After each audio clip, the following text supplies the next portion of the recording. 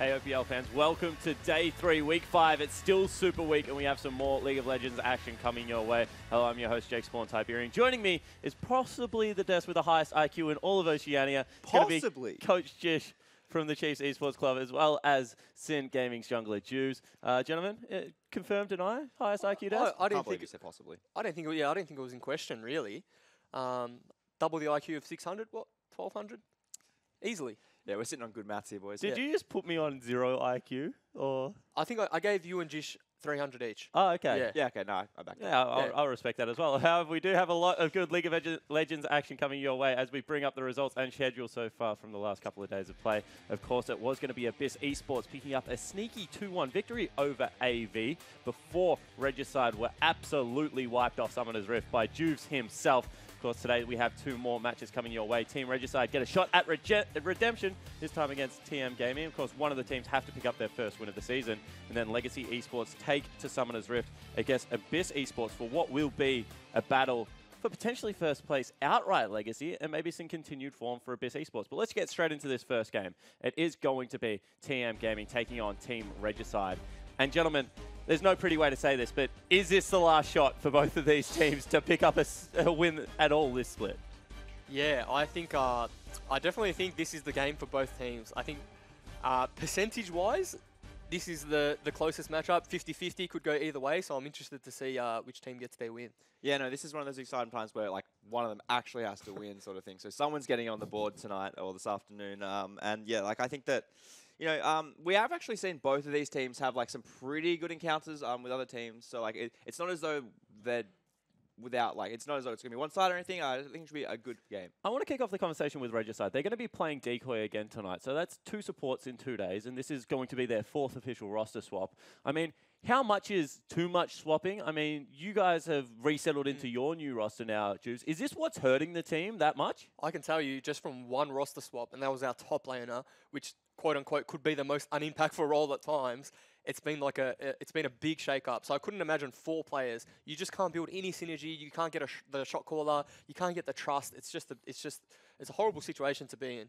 Yeah, it sort of resets you back to 0, right? Like you start building up these little like intricate communication systems, like things you expect from someone, you know, things that you rely on, and then you swap it out, and the dynamic changes again, and they have to like start from scratch, and it really hurts their chances, I think. And surely the position is very, I guess, impactful because support is like one of the parts of the role where you have to be very in tune with what the rest of your map is doing because you're so squishy at times, and also you're the only duo lane on Summoner's Rift. That must hurt as well. I was about to say, it's not only that. It's not only about the rest of the team. You have to have synergy with that player you're playing with. If you don't have synergy, you'll lose your tower at 10 minutes. And then once you lose your bot lane tower, the game is just open for everyone else. And like, yeah, I feel like Regicide kind of got to sort out that bottom lane to push forward as like a mid to top team. All right, cool. I know an area of the map that you want to look at, however, Juice, is going to be the jungle matchup. Both of these junglers performing actually pretty well. It's going to be Fade taking on Only. What's your take on this? Yeah, well, I think the thing is they both serve the same purpose for their team. Their kill participation is really close. I guess one thing that I notice here is that Fade plays a lot of Nidalee and Lee Sin, and that's quite the polar opposite of what Only's been playing, which is more of a tank Rek'Sai Gragas. So you can kind of get the idea that Fade really wants to push forward, do damage, carry from the jungle, whereas Only's happy to play that tank engage sort of thing. Yeah, no, you sort of see it in their playstyle as well. Often we see Fade taking these greedier jungle routes, and he'll look to like full clear his jungle, then base reset, full clear again. Whereas often Only also quite a greedy jungler in a lot of respects, but will definitely lean more towards like ganking for his lanes, especially his top lane. So yeah. You guys lobbed 4 bans at Fade yesterday. Is that a luxury you get to do against Regicide, or was that something that you had cooked up for the patch? I think it was a bit of both. We weren't really too worried about their bot lane or mid lane in particular, and we just had the luxury of jungle bans, and we knew that he's a really like mechanical, switched on player, and if we took away his carry threats, I didn't really see a way that we would have lost that game. All right, cool. I know one way you think they can win the game, however, today, Jish, is going to be through their top laner. It's going to be ZZZ taking on Praedyth. Both of these guys, big carries for their teams. Yeah, so I think like stylistically, this is a fun matchup because we have both of those aggressive junglers who can possibly carry their teams, as well as the ZZZ and Praedyth who have shown that they can play a variety of champions, but both definitely lean more towards the carry. We see the JSD earlier, we see Fiora is one of Praedyth's favorites. So I think it's really interesting. You have like these big, heavy-hitting solo sort of playing threats, and I think that it should be quite interesting. Yeah, and I want to ask you a question about this because we've kind of highlighted the junglers and the top laners, and we don't do that much in the OPL at the moment. It's more about, jungle, bottom or mid. Is one of the reasons that these teams struggling this split because they don't have that mid lane and the bottom lane that can really go toe-to-toe with the big dogs in the OPL? I think that's that's a valid point. I think that these teams do have the weaker end of the bot lanes in the OPL. I don't know if they're weaker individually. It may be just less synergy. That's their first split playing together. Some players first split playing competitively. And I think that the veterans per se is in the top side of the map, and that's why they're focusing on the top side carries. Yeah, I think a hallmark of an OPL team right now is how I guess talented or competent their bottom lane is and their mid laner too. And that's just something that we don't exactly see out of these teams. Not terrible players by any regard, but I think that they definitely look towards their top and jungle, and maybe not the most optimal way to play the game. Sorry to hurt your role there, buddy. That's all right. That's fine. What about mid lane? I mean, we don't really talk about it all that much. I mean, we're going to have Suman going up against Shock. Suman's had a couple of dodgy games now. Is that also a way to open up the map at the moment? Yeah, so I think mid lane is actually the most impactful role in the game. So if your mid laner starts to get bodied, then it opens up the map for everything. Like your mid laner can roam top, roam bot, no vision, jungler gets pushed in. So yeah, it's like a jungler that actually gets to have items throughout the game, exactly. And Swiman in the last 2 weeks has been solo killed, and that's like really hurt his team, because he just loses all priority mid and you just get collapsed on from every angle. Well, his team does need him to have a good game today. As we pull up the Regicide lineup for you now on the screen, it is going to be ZZZ, their superstar top lane. His life is a paradise, some would say. Fade, of course, is their jungler. Suman is going to be their mid laner. And it is, of course, going to be Chenny Boy, their veteran AD carry. And Decoy is back in the lineup. Vicarious is their coach. He will be on the prowl behind them, giving them the motivational speech, as well as setting them up quite well in drafts. If anything I've taken away from Regicide, their drafts are pretty clean. They have pretty linear win conditions. Yeah, no, we've sort of commented a couple times now that we think the Vicarious does seem to lead this squad in a pretty decent direction. In his interviews, he seems quite eloquent. He speaks his mind, and can't really criticize him too much. One thing I would say about Regicide drafts is it does look like they pick solo queue heavy kind of comps. Whether that's they don't get much practice together or not, I don't know. But I guess he picks them their comfort. And if you're picking comfort, you got a chance. Another person that likes to get picked comfort for is going to be the top laner of TM. So let's take a look at their roster right now. It's going to be Praedyth up there in the top lane, known for his split push style on the likes of Fiora. Of course, only is their rookie jungler, and boy oh boy has he impressed this year so far. It's going to be TikTok Shock in the mid lane, the man with the clock. And of course, Low is their AD carry. The Goon, T-Gun is their support. And they will have Johnny, Cyclone, behind them. I always forget Cyclone's summoner name. I always just knew him as Johnny before I knew him as Cyclone. So it's hard, that one. But this is an interesting matchup, guys. And I feel like it could go either way from a public perception. You obviously have more insight. So I do want to get some predictions for you before we jump into this game. Choose, what do you think? I'm going to go with a TM 2-1. I think Regicide have enough flair to take a game. I don't know if they have the consistency to take the series, though. Yeah, so I'm going to, I guess, echo that sentiment. I think TM are the stronger team, and they will take this one 2-1. I think that, they themselves have just looked rather inconsistent, and I can't see them, taking 2 clean games. I think that Regicide definitely have the chance to upset and maybe get that one game. Yeah, we'll see whether the public agree with you as we bring up the OPL tips graphic onto your screen. And it is going to be TM Gaming with maybe their first favourites heading into this game. About 52% of people think they will be able to pick it up 2-1, but lots of Regicide supporters out there as well. 40% think this could be a Regicide victory. Of course, get involved. Go to the opltips.com.au for your chance to win some Uber Eats vouchers. However, we also want you guys to join the conversation at home. Jump on Twitter. Use that hashtag IamOPL. Tweet at OPL. And we want to know your questions about the jungle. And we're lucky enough to have one of the best junglers in the OPL on the desk at the moment. So add at Sinjuves. My goodness, I can't speak today. And ask him any questions. Use the hashtag and he'll be able to answer them for you on broadcast. However, we have spent enough time at the analyst desk. So we're going to throw it over to our casters. It's going to be Fish and Egypt.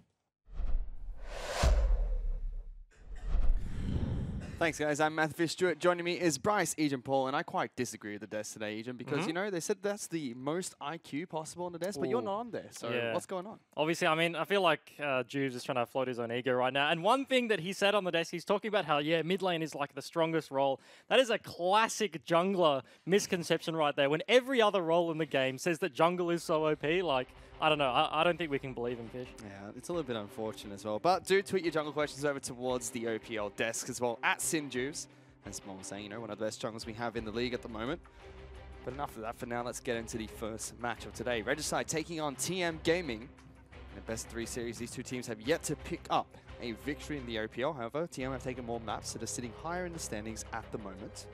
And as you see, TM immediately with the Braum ban, little Decoy, or Deco as his OPL name is known as a very potent Braum player, Braum one trick, some would say. And Chenchuan yesterday didn't get the respect, didn't get the same respect that Decoy is getting paid now. They gave him the Alistar. Sin did play the Thresh into it. Mind you, Regicide have banned it, so they don't want another situation like that. But yeah, TM do respect his Braum enough to ban it away and follow it up with a Lee Sin ban as well for Fade. And the only champion Decoy has played so far this split is that Braum, so curious to see what he's going to pick up as a replacement champion. Regicide swapping their support again, coming into the 3rd day of the first Super Week. Their bans are going to be Thresh, Caitlyn, as well as Oriana, targeted at Shock, who's been picking up the champion quite a bit so far in the OPL. Kha'Zix, Lee Sin, and Braum hit the bench from TM Gaming.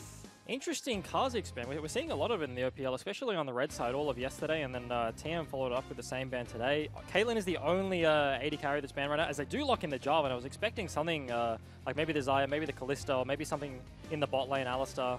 But they do, they do just blind pick the Jarvan. They did show that they flexed it yesterday into the jungle. Fade and ZZZ both can play it. And it's a big pick for ZZZ. He's very confident on the Jarvan top side of the map. We weren't too impressed by Fade's jungle Jarvan performance, however. And it has been fairly lackluster internationally as well in the jungle position. Meanwhile, TM pick up Karma as their first pick. It's been a long time since I've seen that happen. Yeah, and with a lot of the tanky support bans, you got the Braum away, you got the Thresh away. So Karma flexed in the mid lane for Shock and Fatigue Gun in the bottom lane. We haven't been seeing too much of the mage matchups just because tanks are just so potent right now. In this patch, you're seeing tanks in the jungle, tanks in the top lane, and then the resurgence because of Doran Shield and a few of the nerfs and buffs. You're seeing a lot of tanks in bot lane as they do pick up the Rakan. This is likely going to be a Xayah takeaway as well. TM also picked up Tristana in their first rotation. And I feel like Xayah Rakan is quite a good matchup into the bottom lane that TM have picked already. If that Karma does go support at level 6, Xayah Rakan's all-in ability onto a mage support like Karma, she's not going to be able to cast any of her shields, any of her healing off, because she's going to get absolutely insta-gibbed. Fairly brave. I would expect that Karma to be put into the mid lane this game, in all honesty. And they did pick up the Lovers bottom lane of Xayah Rakan. TM now with their final pick in the first draft phase. Do they counterpick the top lane Jarvan? I guess it is still flex, so potentially, but if they don't show too much, they can get the counter picks pinched by Regicide in the second ban phase, but they are hovering the Syndra right now. We did see the cheeky Diana counter pick into Syndra yesterday that didn't go all too well. Yeah, I don't know. Oof. Yeah, it's like when you're driving along and you're like, oh, I know a shortcut, and you end up 15 minutes late. That's the Diana pick right there, and same with the Wukong. Yeah. But they do lock it in. Bit of a GPS malfunction there yesterday. However, it is Syndra locked in for TM Gaming. Shock will pick up that champion.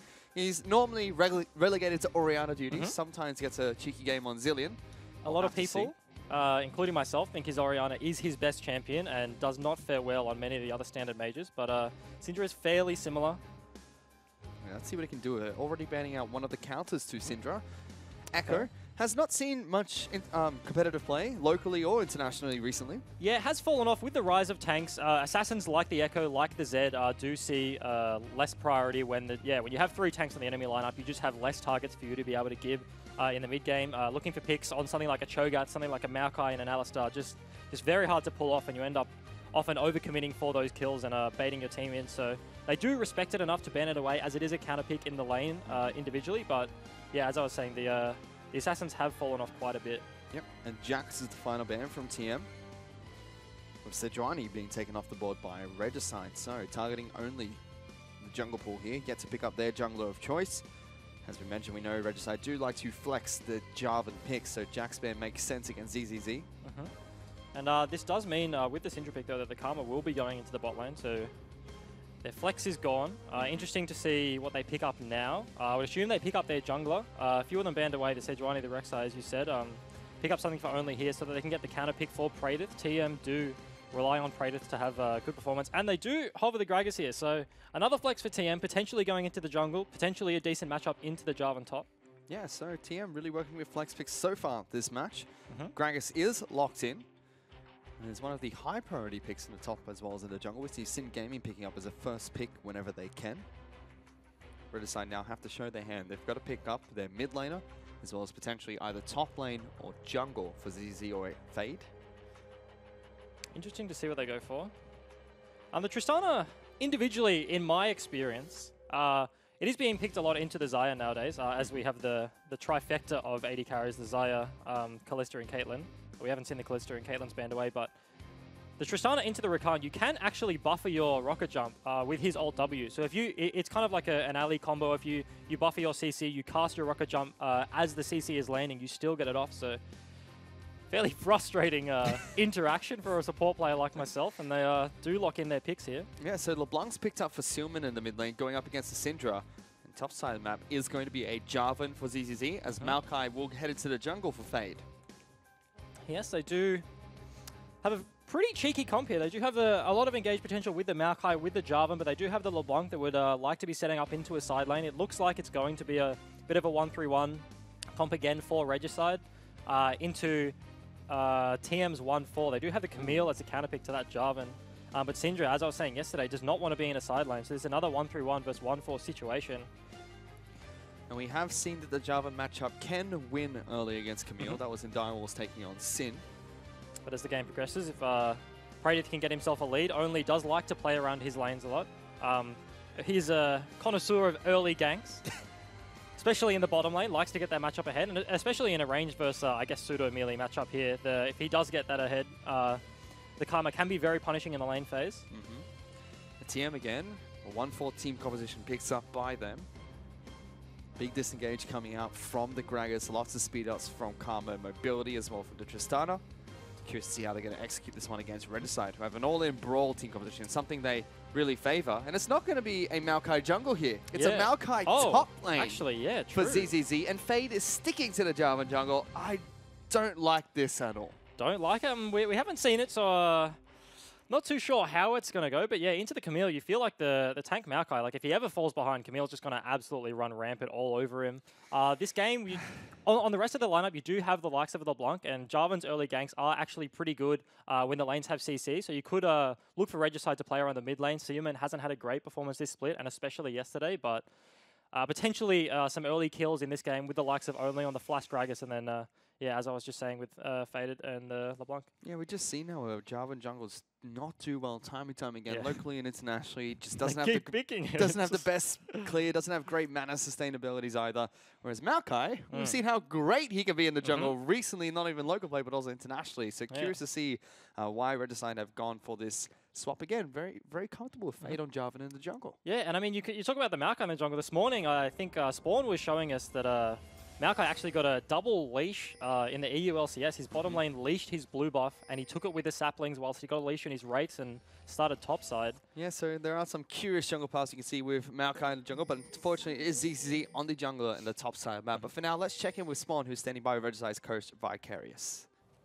Hey guys, Spawn here, standing beside Vicarious, coach of Team Regicide. I want to ask quickly about Decoy. Obviously, yesterday's match we saw the substitute come in. Why is Decoy back in the lineup today?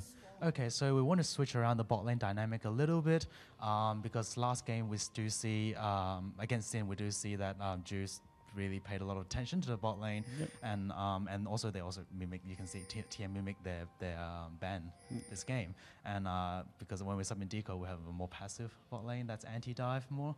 So yeah, so we would look to switch up the bot lane dynamics and see how we go. All right, cool. And what does Fade think about all these jungle bans? Is he getting a little bit frustrated with them? No, he's actually very happy that they are target banning him because he's actually got a pretty deep champion pool, and he's not really concerned about jungle getting banned. All right, cool. And this game, we see the Maokai taken into the top lane generally is the jungler role. What is the advantages of sending it to the top lane, and what's the game plan here? Okay, so Maokai in the jungle relies a lot on the flash W gank, whereas Jarvan's got an easier access to with his EQW combo, so he's got definitely more ganking than Maokai, and also Jarvan can pressure the jungle a little bit more. All right, cool. Well, thank you very much for the conversation, and best of luck today. Let's send it back into the game. I'm very curious coming out from Regicide's coach there. Jarvan having a lot more pressure in the jungle and easier gank potential. I thought that Maokai would have much easier gank potential point and click stun. Potentially, Jarvan has a higher ceiling, whereas Maokai, if you don't have flash, you basically have one very reliable button, right? You just flash root, and then you get the CC down, and you can follow it up with any damage. Jarvan is dodgeable, but longer distance, I guess. Yeah, but now curious to see how ZZZ does on the Maokai top lane into Camille. Meanwhile, mid lane, Shock and Sealman trading. Good trades coming out from Shock there, but yeah, we know ZZ, he's a big one-on-one player, likes to go split pushing. Praetor is exactly the same playstyle. One of them has a split push champion, the other one is a more team fight based tank. Yeah, and based on yesterday's game, ZZZ was really the only shining light for Regicide, and to put him in this Maokai vs Camille matchup, he's really going to have his work cut out for him if he can impact the map as much as he needs to before he's going to fall behind the split push. But the most interesting thing, I think Vicarious was saying, that they subbed out the support players, not based on performance, but because of stylistic changes, right? They said in the bottom lane with Decoy, they have a much more passive player. It's going to be harder for TM to punish like Sin did yesterday, but yeah, it's quite interesting in my eyes.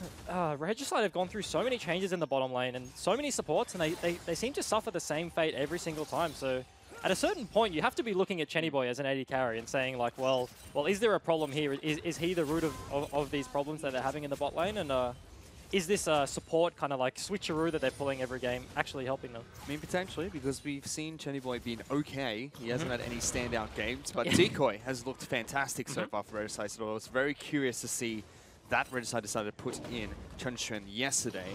And a tweet coming in from Multis as well. If Regicide defeat TM, Tuesday will mark a full calendar year since T-Gun has won an OPL match.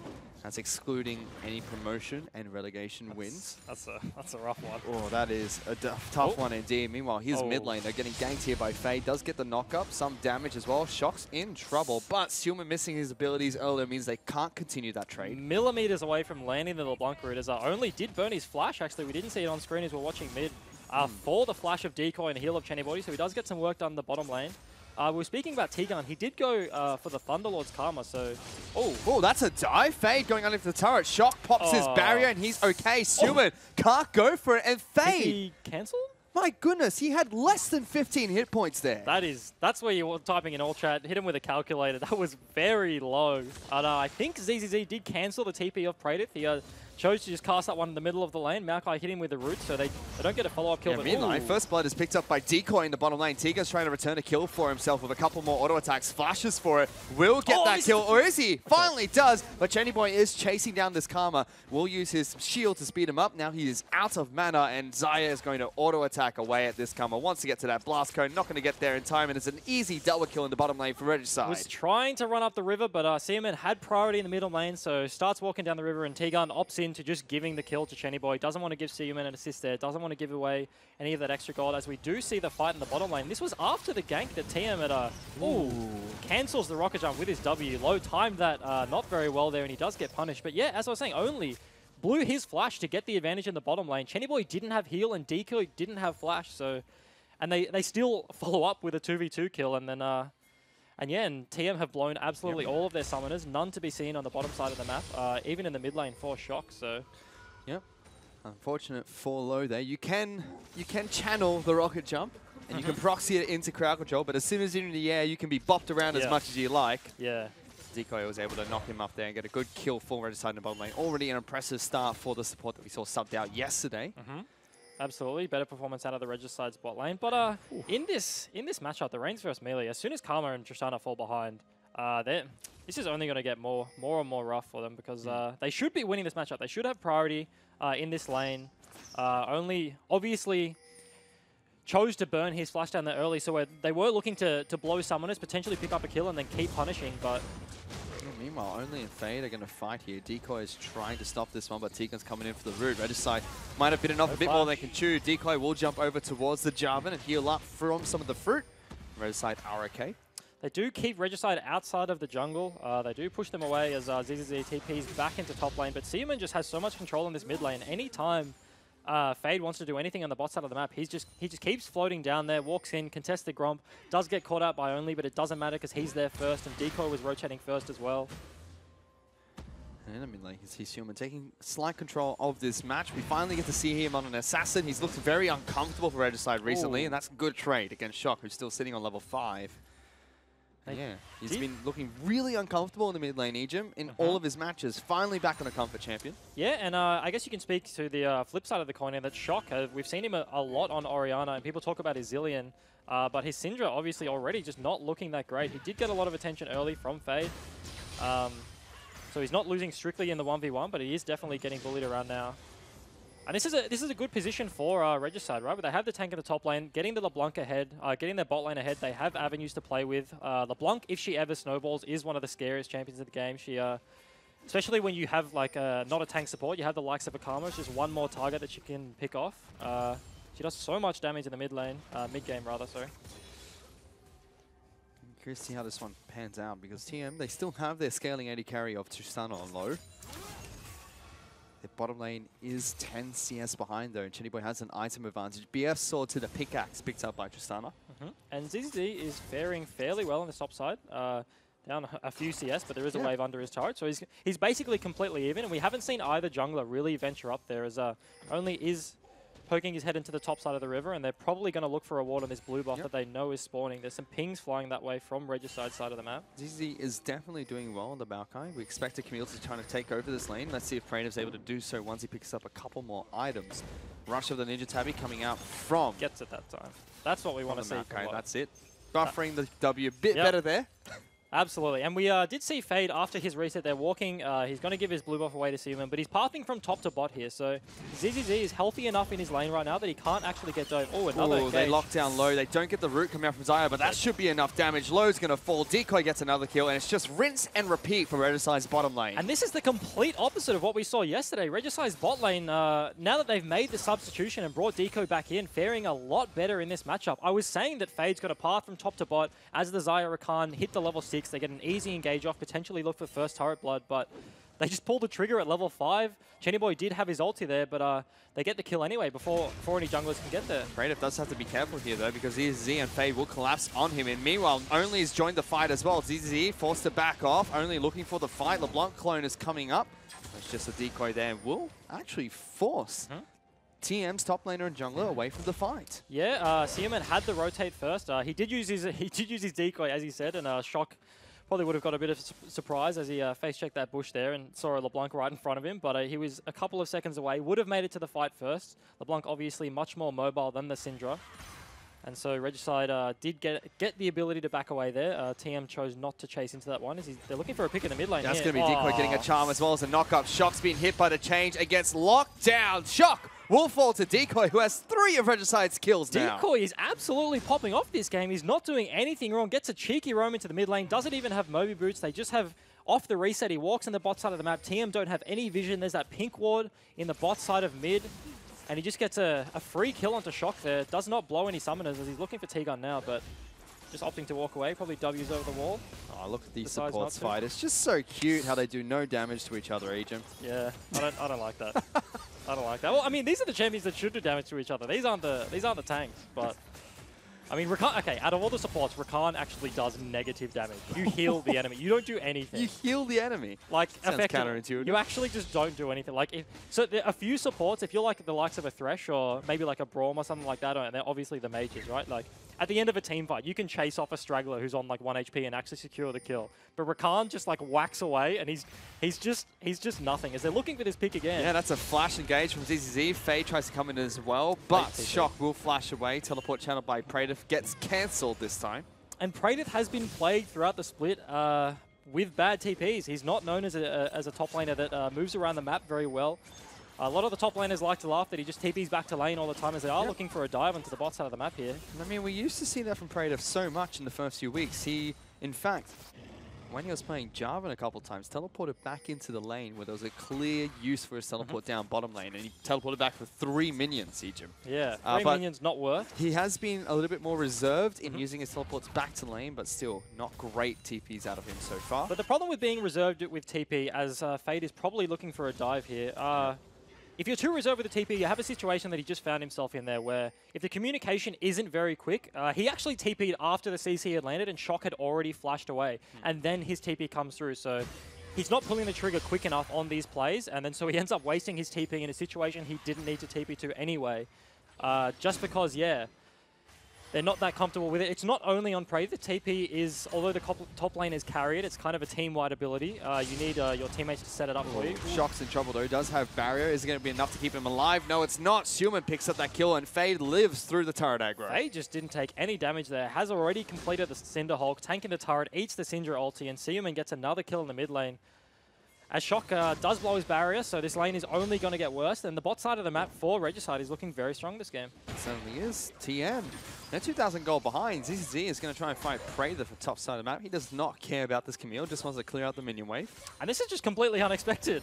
With the games yesterday, Regicide got absolutely stomped, for lack of a better word. And then coming in TM, although they haven't won a game this OPL split yet. Oh, sorry, they've won a game. They have not won a series, but definitely not one of the strongest teams in the league, but a lot of people were saying that Regicide were by far the worst here. And then they're coming in, they're already slapping around TM a little bit. And that was further solidified because every match that both TM and Regicide have gone into this split, we see some form of improvement from one of these teams. Yesterday, for Regicide in their match against Sin, we thought that was the worst game they've played this entire split, getting taken down 2-0, no improvement, their new support did not work out. So far in this match against TM, they look like the superior team. 6-1 in the kills, leading in gold as well. But possibly, you do say that was the only series that we haven't seen any sort of improvement from Regicide. But they did sub out the supports, and they had Shen Swan yesterday. And now that Decoy's back in the lineup, he's looking very strong. They're looking like a much more cohesive team. They have that game plan of playing around the bot side of the map. Even though ZZZ is their quote-unquote star player in everybody's eyes, they're put him in a tank matchup in the top lane just to nullify the Camille, and they're just playing to their comp strengths in the bottom lane. It's working out very successfully. Furthermore, coming into this split, we thought, they've got ZZZ, they've got Fade and Suman. These are three very hard carry players. Suman has not had the split that he was trying to live up to after split 1, his short stint on XL5. He looked really good in the first few weeks before he joined Chief Special Forces. Looked good there as well, but the first few weeks in split 2 on Regicide, not been good. Now back on an Assassin, looking much better. Yeah, and as we do talk about CMN, in the top side of the map, TM actually have flipped their bottom lane. I do actually like this move. They're losing the bottom lane 2v2, and they have no way to hold that turret. Fade has all the control on the bot side of the map, and he's just doing the walls right now. Literally has complete vision control on the bot side, and they do actually... They do get the first turret blood. They shouldn't have got that. So TM's thought process there is like, we're going to lose bot lane no matter what. Even if we switch and they have the tempo advantage and they get first brick, like, we were going to lose it anyway, so we're better off trading a turret in the top side. But they do actually get the first brick themselves. As I was saying, Fade was doing the walls instead of pushing with his bot lane, so Regicide didn't pick up on what TM were doing quick enough, and they didn't have a counter action, but... Oh, they get this turret very low, though. They could commit to it. A couple more autos from Chenny would take that down. So TM, they do get first brick, and they almost lose T-Gun through that route. Although they get first brick, bottom lane inner turret is incredibly low, and Regicide make a move towards the Rift Herald. Yeah, so the reason they didn't commit for that inner turret there is because Chenny Boy he had the ultimate, he could have broken out of the CC, taken a few more shots, taken down the turret, but they didn't want to commit to a fight. LeBlanc was floating up the river with Faye doing the Rift Herald right now. So Shock would have had complete access to walk in the bot lane. They didn't want to opt into a 2v3. Faye does a great job of actually picking up the Rift Herald here. And oh, we've done it. There we go. And Regicide are in a very good position here. They've already got a very strong foothold on the bot side of the map. Interesting to see where they use their Rift Herald. Probably mid. Yeah, we were talking about that the other night, Jim. Like, what if we were to do like the top 5 worst Rift Herald plays in the OPL? We're in week 5. How long would it take for us to get 5 plays? Do we have one each week? We've got 4 so far, Egypt. Oh, okay. So Faye, we're Spooks is in 2 of them. We're looking at Faye right now to mess this one up, but they do get a reset off, and Rakan Decoy does have his flash available right now, so I'm looking for Regicide to set up a play around the mid lane. Shock, very weak right now, does not have a completed item, has got the Merc Treads because he understands that he's in a losing situation and he doesn't want to get picked off too many more times, but Rakan flash engage is just so easy, and they have the Rift Herald. Seaman's going to get priority in whichever side lane he's in. They're opting into putting him against the Camille on the bot side of the map now, so Maokai with his Righteous Glory completed purchase is going to answer the bottom lane of TM on the top side. That's very curious. Let's see if Suman can do well against Praetor. Does have teleport available, but Suman, you could assume, has kill pressure against this Camille. Yeah, Camille doesn't have a completed item yet, as they're looking for a pick already. Yeah, they get the knock up onto the Shock. Blast Cone is there. Shock is going to knock himself back. Chenny does get good damage down, and Cast comes out from only stopping Decoy from going any further forward. Decoy elects to not hit the blast plane. Could have thrown Syndra back into Chenny Boy. Doesn't actually pull the trigger on that one. Mind you, Shock probably would have flashed it if he was going for the hit in the blast point, but they do drop the Rift Herald in the mid lane. And LeBlanc is already here, and Camille's sitting in the bot lane. He does have TP. ZZZ channels his ultimate. That's going to charge in between the two turrets. Already one kill for Regicide. Shock going to fall after. Double picked up by Sealman, and they're going to get mid lane out of turret. And TM just have absolutely no response. That was a very broadcast play from Regicide. You see Sealman walk up the river. You see them walk into your bot side jungle. They place a pink in that bush just around the corner from Wolves. They drop the Rift Herald, and I don't know what team are doing. Tristana, Low was just sitting in the top side of the map, farming up the wave. He doesn't even push it all the way in, so he rotates to this inhib that he can't actually defend. Praetive had TP, just recalled from the bottom lane. They actually lose an inhibitor 17 minutes into the game. Regicide take a play out of the Sin playbook, running the Rift Herald. Run it up mid. All the way down mid lane, taking out 3 turrets and the inhibitor, as you mentioned. Just over 17 minutes into this match. It's 8-1 in kills. It's already a 5,500 gold lead in favor of Regicide. And that is just an absolutely huge swing from Regicide. Mid lane so important in where it grants you access towards the map. And they're looking for a cheeky, I'm going to call it the TM bush at this point. Tegan! That's Caught TM's, wandering. TM's special strategy, and T-Gun's just face check the bush. Ah, goodness. But as I was saying, yeah, it's a huge swing for Regicide. Complete mid lane control now. They do have the 1-3-1, so ZZZ did actually teleport to the mid lane there, so probably going to put him in the top side of the map. LeBlanc to push out the bottom, and then they're going to look to make a play on these top side turrets. And Decoy didn't even have to blow his flash to get that engage off. It was just a really nice flank from ZZZ. TP'd in with Maokai ulti from the side. This Maokai top is actually doing a lot of work. Nullified the Camille, and here we get to see it again. There's Fade and ZZZ on the right side of your screen. Completely just blow out Karma. Shock doesn't have flash because he got picked up by LeBlanc earlier in the fight there. Oh, he actually does, sorry, he does have flash. Flashes away, gets caught out by Fade with the flash Q picked up, and Rift Herald's just whacking away on the turret. Low actually starts rotating, but it's far too late at this point, and you saw Camille was just sitting in the bot side of the map. Just no response from TM. Yep, fantastic play coming out from Regicide so far. Stewman looks on the ball with this assassin pickup, and ZZZ again showing how diverse of a player he is in the top side of the map. Not only can he split push and win one-on-one matchups, he's gone into a losing lane against Praetive, sacked 30 CS, but contributes so well to these team fights. Regicide now pushing for top lane outer turret. That's going to fall with ease. And TM just respect the fact that they can't contest this one. They can't actually win a fight as Fade was doing his golems on the bottom side of the map. So this is a cheeky push. Fade has no way to be there. If TM knew that this was a 4v5, they could potentially pull the trigger. That's the only time they're going to win a team fight at this stage, if they have a numbers advantage. But they just do drop the turret as Baron is spawning in 5 seconds. So Regicide pushing in the top side. This is very good with their sweeper, sweeping out all the control, getting some deep flanks. ZZZ's TP is probably up in the next minute or so. You have to remember that at the bottom of the table at the moment, it's Regicide, TM. These two teams are currently 7th and 8th. Regicide on 1 point, TM on 2, just after map victories alone. And then it's Abyss.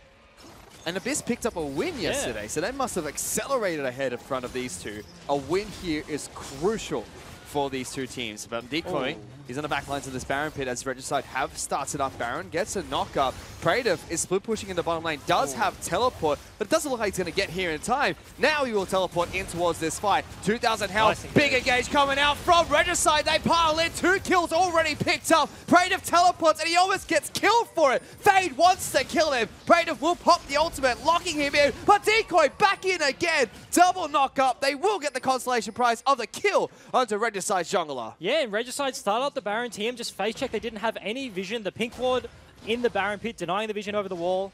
And Decoy, was just hanging out, doing the loot special over the wall there. Gets an engage off. They follow over that. Maokai W's over. Jarvan EQ. Chenny Boy was stuck in the pit, the only one that didn't get over the wall at the end there, and was tanking up Baron. Got to about 2 HP before he decided to leave it. Decided the Xayah versus Baron matchup isn't very good for him. No, that's definitely going in Baron's favor. Yep, absolutely. Even at 6 items. I feel like Baron has a slight advantage. And his health pool is enormous. But during that fight, Regicide's mid lane push was able to pick up in a Nexus turret for themselves and batter away at the final Nexus turret that's left standing.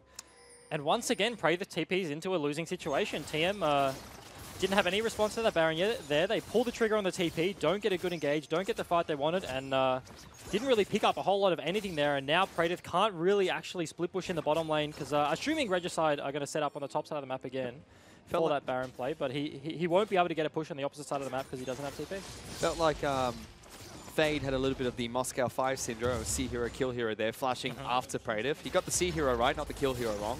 Unlucky. But Regicide will pick up this bottom lane inner turret, which they whittled down earlier when their first turret push. Just a couple of auto attacks. Can you do a Russian accent? I refuse. I've been told to never do an accent ever again. So. No, I do not think I can. Okay. As it stands, it's currently just under 7,000 gold lead for Regicide. And they're pushing their advantage here, still looking to take control of the Baron pit. Tegan pops a couple of wards down, gets incredibly petrified of the 3 members of Regicide standing close by. I mean, T-Gun's got like a total health pool of like 1.5k to 2k, somewhere in between that. Not very tanky. If he gets caught in the ulti W combo by Rakan, they have... Yep. Regicide comp is actually so mobile. With the Blanc, with the Jarvan, and with the Rakan, they can close a lot of distance very quickly and chain their CC very well, which they have been doing. They're not starting the Baron. They're looking for the pick. Let's see if they get it. TM will spot them out. Oh, decoy. Yikes. And ZZZ, what are you two doing? They didn't have a ward. They didn't have a ward over the wall. They saw the Syndra ball. They saw them check it. And they just assumed they were standing over the other side of the wall, but they do start up the Baron already, but they don't have these tools. They don't have the Maokai ulti, they don't have the Rakan ult. Praetor flies on in, looking for the pick. This is TM's chance. If they're going to win a fight, it's right now, where the team fighting ultimates are down for Regicide. As well as Baron buff, or debuff, I should say, applied to Regicide. And they do smartly just back away. The mid inhib has respawned, so TM don't have to answer the super creeps, just constantly shoving that in anymore, but there is a bottom wave, big bottom wave, the Camille. He has to go down. Catch. Yep. And ZZ has teleport. Camille does not. So Regicide can make a cross-map play if they choose to do so. Medjai's Soul Stealer has been picked up by Sealman as well. That's uncomfortable to look at. Last time we saw a Medjai's, it hit 25 stacks, so juicy. Big triple. But that was a big turning point for TM, honestly. Being able to contest that Baron, although it was just a blunder by Regicide more than anything, it's not like TM outplayed them there. They did make the smart choice of hovering around the Baron. They were just trying to slightly contest for vision without getting picked off, but because Regicide pulled the trigger way too early, it don't actually land their CC or anything. It gives this window for TM to farm back up. Tristana, scaling AD carry. Camille, you want to see her scale into the late game and be able to bully around this Maokai in the side lane, and his TP is coming up fairly soon, so it does give them this window to farm up and potentially look for their next item spikes, as they're probably just going to end up conceding this next dragon. It is an Infernal. Dangerous dragon to concede, but Shock, he's 0-5-1 at the moment, a level behind Sealman. You'd have to think incredibly behind in terms of gold. Still wants to pick up his Void Staff second item, whereas Sealman has that Medjai Soul Stealer stacked up with Hextech Gunblade and looking for a Rabadon's Death Cap next. And because they know that Regicide are going to opt into that Infernal Drake, it's so juicy and uncontestable, they can't win a team fight on even footing. They're looking for vision control on the top side of the map, but because they didn't have vision of the dragon, they didn't know who was doing it. They saw Maokai in the bot lane, sorry, but they didn't know whether Fade was just soloing that one or whether Chenny Boy was there. So that window is where they want to be getting these wards on Baron, potentially getting them behind for a Camille flank onto one of the carries, but they don't actually get let in because they just don't have the information to be brave enough to face check all the pick that's coming out of Regicide. And as a red side team, contesting this Baron is actually very difficult, because if you look at the lineup from Regicide, all their team fights have been around the jungle, where the Maokai ulti does so much work. So does the Xayah ult, so does the Rakan ult, and Jarvan can't say that one. Cataclysm. There we go. Just does so much work in these small chokes. This is a really rough task, because that's pretty cheeky. He just wanted the blast plant. Hello. He didn't get belly bot by only. Decided not to go into that one. Yep, TM still trying to pick their windows carefully. Let's see if they give up their inhibitor in the mid lane or try to look for a fight at least. Praetor is on the flanking side and does have a ward spotting as human.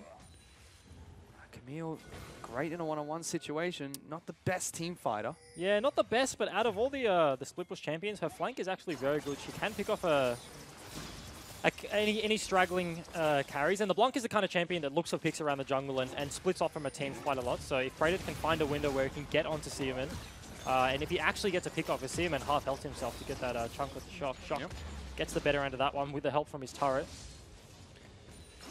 Team just give up their top lane inner turret, so now 7,000 gold lead for Regicide with an Infernal Dragon at play. Praetor just stays mid lane and continues shoving this out, making it harder for Regicide to push for the open inhibitor. TM just don't want to do anything disastrous. They're just giving up turrets that they have to. They're contesting the wave, but they're not willing to contest to the point where they have to get into a fight. As I say that, they do actually opt into this Jarvan pick here. Yeah, Jarvan going for a big Cataclysm, forcing Low to rocket jump out with his heal. Decoy charging on in, misses his combo again. Very close, but no cigar. Meanwhile, T-Gun locked down by Chenny Boy. Easy pick for Regicide, and they move towards the mid lane. And they end up using a lot of ultimates. The Cataclysm, the Maokai ulti, the Rakan ult, just for a pick onto Karma. And Praedyth is actually proxying the wave, so there's no chance of an end here. They don't have Baron minions, or any minions rather, to push the Nexus. As this is a pretty cheeky play to Praedyth. He's got to get the mid turret, I think. Should be able to take down mid lane, out to turret by himself, or get it fairly low at least. Way too strong. And then he'll try and avoid the rest of the side, ducking deeper into their own jungle. Regicide will take away blue buff from TM, and they're happy with the inhibitor pickup. Not the worst from TM, as in you'd much rather lose a mid inhib, because you can deal with that than lose the Baron. Right, because if you have a 1-4 comp against the 1-3-1, once they get the Baron, it becomes very easy for them to break the base. Just Maokai sits in a side lane, so does LeBlanc, and they just keep taking small chips away at all your turrets as their 3-man unit just kind of plays with you around Baron as they're trying to get the vision here. Not opting to walk around as a team. They could. I would like to see them where Low just came from, in the top left side of your screen, in that tri-bush. Try and get a flank ward in the top side of the river, potentially. You know Regicide is going to set up for this Baron. Praedyth has the push already in the bottom lane. ZZZ on the Maokai does not have his teleport available, so he can't match him in the split just yet. Is opting to group up with his team whilst the wave isn't at his turret. And a tweet coming in from Tally there. TM are still playing in the last meta, hashtag IMOPL.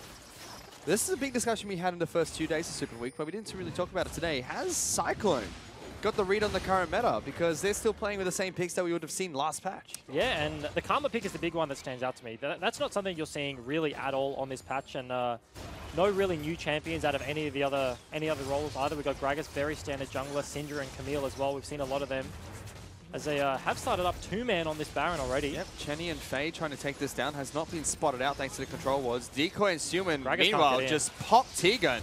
That's going to be Baron picked up by Regicide. They're probably going to lose their bottom lane inhibitor turret for that, as Camille has done a good job split pushing in the bottom lane.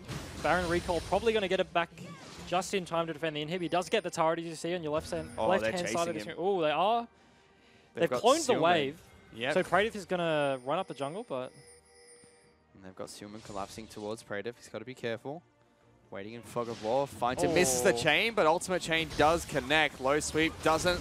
Decoy will knock him up. Praedyth wants to hop over this wall, but Jarvan follows with a Cataclysm. Easy kill picked up by Regicide. That's the second time Seaman has missed his initial chain with CC available. He whips that one, immediately follows it up, so they do actually get the kill in the end there. But Regicide, very cheeky Baron start, just 2-man from the Jarvan and the Xayah. Decoy doing his best defensive pose over the wall, just trying not to let TM get in close enough for only to look for a steal, and they just couldn't find any opportunity there. Ooh, that's a 7-0 for LeBlanc running around mid lane with 18 stacks on his Medjais, and a Rabadon's Death Cap picked up. Approaching 25, but on the other side of the map, you do see Tristana is farming up decently. Only 30 CS behind. Low is honestly looking like the saving grace of this TM lineup here.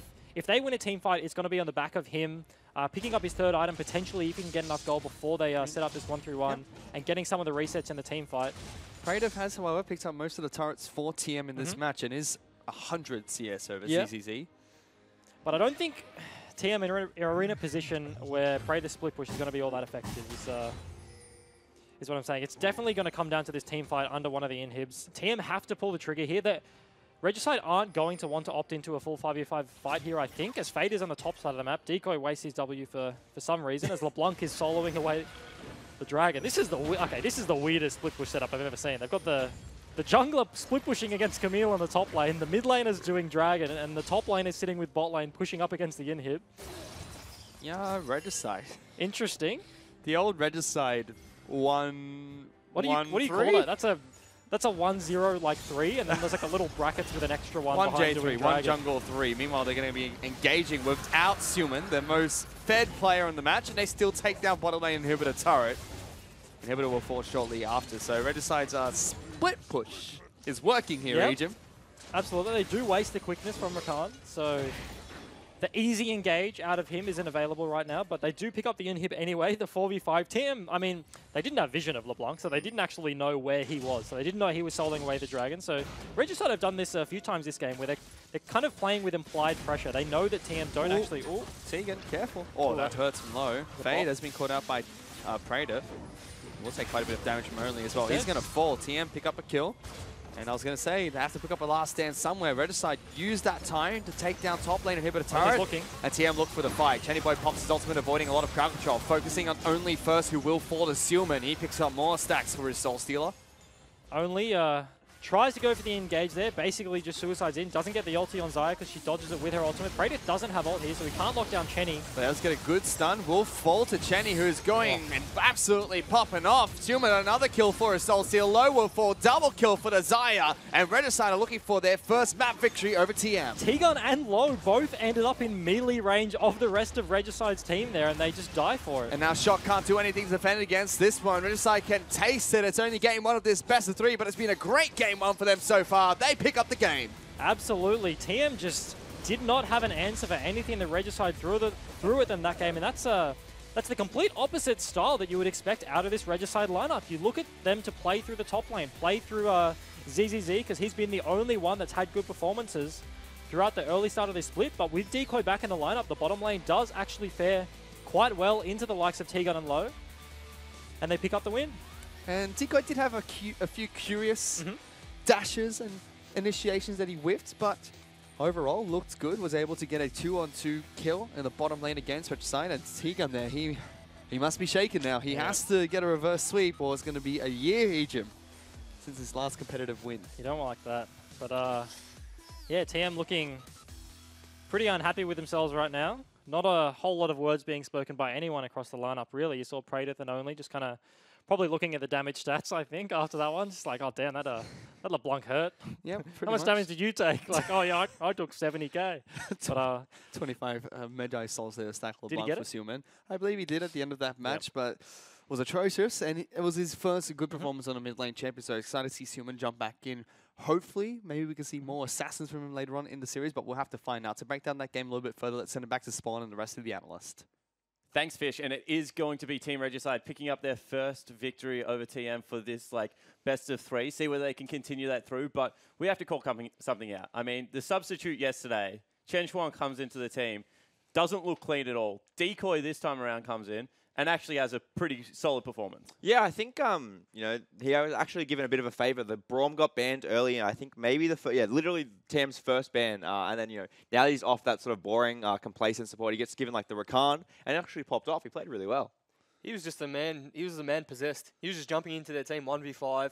His team couldn't even follow up on some of them, but he was just like, "Hey, I'm just going to go in, have a cheeky look around, and then come back out." And yeah, he played really well. And of course, they did give over that bottom lane of the Xayah Rakan, and that allows you to play a little bit more aggressive. I mean, we talk about it all the time, but that E range is incredibly long, and he was able to get out reasonably unscathed.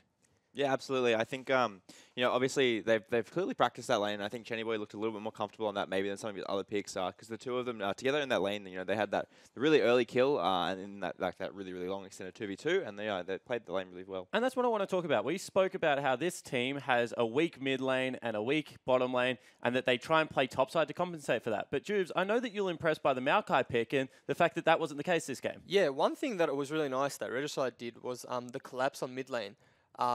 Specifically, Maokai, so the replay here, Maokai TP'd in. It wasn't a great TP, but then they just pulled the trigger. They saw Camille bot, they saw Tristana top, and they had the confidence to just make a play. They have two tanks. They have Jarvan and Maokai, and they just completely dived mid and just destroyed them on that play. Yeah, and they just looked like quite composed, and they clearly had this game plan coming. They sort of knew that they had to have some sort of answer to the Camille, and they were looking just to collapse and force objectives here and there, and that they played really well. Yeah, they certainly did. And as the game progressed, they were able to keep their head. I mean, this is a team that, when on the back foot, looked flustered, but this time playing more of a controlled pace game certainly looked like they had the answers. Yeah, so I think against a lot of the faster teams, they've been forced into making bad decisions, and they don't really get the time to make a proactive play or something. But we did actually see that when they were like sort of forced into like maybe a risky situation with the Camille, they were certainly on a timer. We'll see that, you know, they just like decided that, okay, we can commit to the Baron here and we'll force a fight. So they start the Baron and, you know, Decoy, as we said, he was just bouncing around the backline, like causing a bit of havoc. And they just slowly chip down the damage here, and it does look like maybe they're going to head towards a 50-50. And then obviously they call the TP in. So, you know, the fight's probably starting. They all just dash over the wall, commit on to the carries and squishy members of TM. And this is actually just like a really nice sort of macro play, I think, coming out of Regicide, which we haven't been able to compliment them for too many times. Well, I think it speaks a lot about the team and their mentality when you're confident enough to play around Baron and pull the trigger and everyone go and listen to the shot caller. Usually teams that aren't doing too well and they're kind of on the bottom end of the ladder, it's easy for them to just curl up into a ball, not make any plays, be proactive, and I think this was really great, and that Baron play was just the icing on the cake. And time again, we saw that they were able to identify that they didn't have a response to Camille and go back to it, Juves. And I know what you were talking about is they had the right times when they fully committed to the Baron and the times when they peeled away. Yeah. So a lot of teams, when they're versing a split pusher and they feel like they're on the timer, they panic. They keep their tank in that side lane and just let that tank wave clear and try and make that 4v4 happen. Whereas Regicide just identified like, look, you're Maokai, you're never going to be able to 1v1 Camille. Who cares if she gets 1 tower? We'll take the team fight, we'll tower dive, and we'll take 4 towers. And that's what they did, and props to them. At the same time, we do have to have a look at the draft that came out of TN Gaming, because we saw a blind bottom lane, Jish, and I know that you had some pretty strong words for Cyclone and how he read kind of this draft.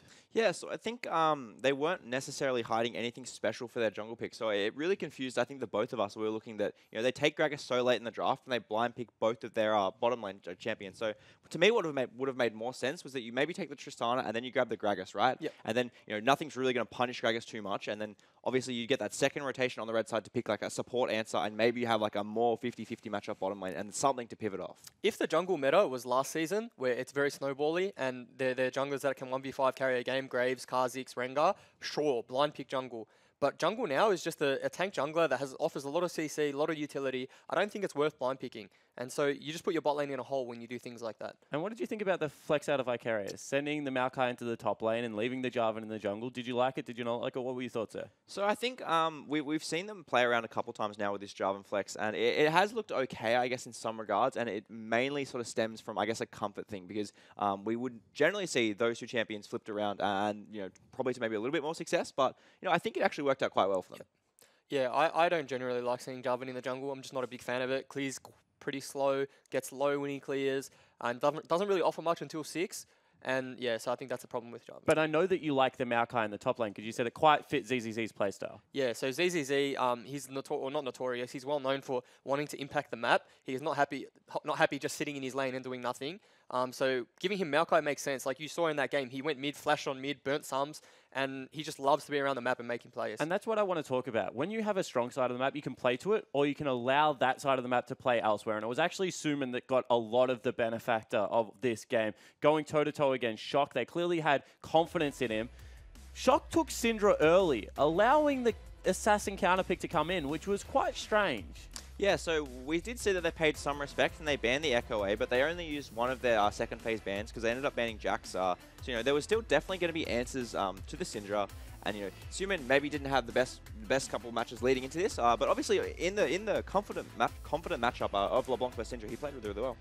Yeah, I kind of feel like if you know the mid lane you're versing is an assassin player and wants to play assassins, you shouldn't really pick volatile matchups like that. Especially like when they're way safer blind picks, and they kind of just cornered themselves into this Syndra pick and just let, I guess, not let Shock be countered in the 1v1, but once you have a LeBlanc, you can just camp that Syndra for days, and that's what happened. Certainly did. They were able to get multiple members into that lane, and as you can see, damage dealt in this game. Suman absolutely popped off, and then the rest of the team, I mean, they just kind of played supported cast, and once again, TM Praetor kind of just playing PvE against the map. Yeah, definitely sort of relegated to his side lane a little bit, and he did get some, I guess, work done. You know, he pushed down a couple turrets, but it really wasn't enough to get his team anywhere further into that game. Honestly, I would just love to see Praetor on a champion like Jarvan, Kled, anything to kind of help his bot lane, help his mid lane, just impact the map somewhere. Like, we've seen this 4-1 constantly from TM, and it's not been working. I think they just need to try and change things up and just let one of their better players impact the map. All right, what is the change then? I mean, what do you mean by let one of the better players impact the map? Is that, you know, get him on a team fighter? Does he need a harder scaling champion? Does he need to play something early? What are you looking at there? I'd just like to see him on a Jarvan, a Kled, a Gragas, a Rumble if he can play Rumble. Just look to make a really impactful team, a TP play, and just try and get a gold lead that way, because evidently the 4-1's not working. Yeah, I think at the moment we've seen TM always falling back on the champion that's going to be in the side lane and taking a long time to scale. And it means that, you know, in team fights they really have no early avenue to start something, to be proactive, and it really lets them down, I think. Certainly has hurt them. However, guys, all night we're going to be fielding your questions about the jungle. We've got Juve sitting here, so let's pull the first one up from Twitter. It is going to be at Dato Planer. I have absolutely no idea. Top laner. Where the top laner? There we go. The top You're laner. much better than me at Nice. this. Yeah. Where's the Kindred at, Juves? Why aren't people playing it? Is it not good enough with the buffs and the changes? I think there's various things. So firstly, the itemization for Kindred's not great. Barmy Cinder Hulk got buffed. Tarbies is always a good item. So that kind of hurts Kindred because she can't build that. She needs to go Warrior or the Devourer. I think it's called Devourer now. Haven't built it in that long. And also they took away her E got changed. They took away her percent HP damage to tanks, and so she does more damage to targets that are lower HP now. And I don't feel like that should be coming from the jungle. Like, you don't want that from the jungle. You want something that can shred things. And Kindred used to be able to do that. And then they basically just lowered her ratios. They increased the Q cooldown, so you can't hop as frequently. And I think they just overall not ruined her kit, but just made her a lot weaker.